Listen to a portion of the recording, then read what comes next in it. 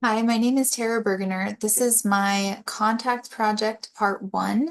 The page that I'm going to start with is my server.js file. Um, Here, as you can see, we start with our express function. We do require access to our data folder and databases, which I will get into a little bit later. It also requires routes. And this last portion here will display in the console that it is running on a specific port, and then it will list that port number. Um, in my case, that would be port 3000. Just type that right here, running on port 3000. So for local host, that would be 3000. Here on my env file, I do have my mongoDB URL with my project1 linked to that. Here in routes, I have my constant router with my express function. It does get the main page, maybe you can see here, and we'll just show hello world when that URL is used, or here on the local host, unless you put users plus \users, and then it will show the users from my mongoDB. I also have that exporting so that it can be used in other places. Here, the user controller is requiring the controllers folder and the users file.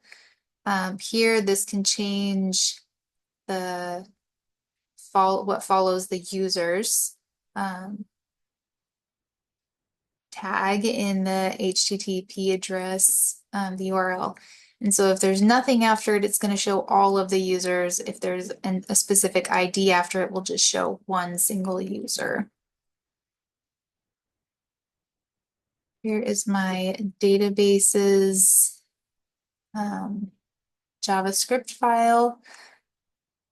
Here, this is going to initialize all of my databases from mongoDB. So this is how I'm pulling all of the information for the contacts from Mongo. And then in my controllers folder, I have my users.js file, which is requiring access to that databases file so that it can retrieve those contacts.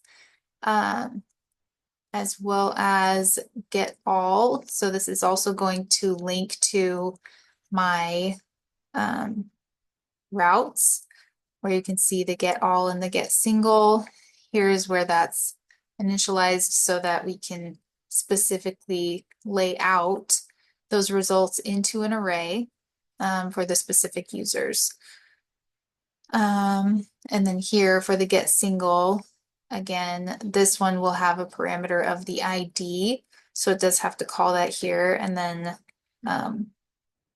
pulls the users with the specific ID into an array so that you can see all of their information. And then I do export the get all and the get single so that that can also be put back into the router file. I do have some test cases here in my test.rest file. Just figure that out. So here, if I send the request for just the regular, maybe.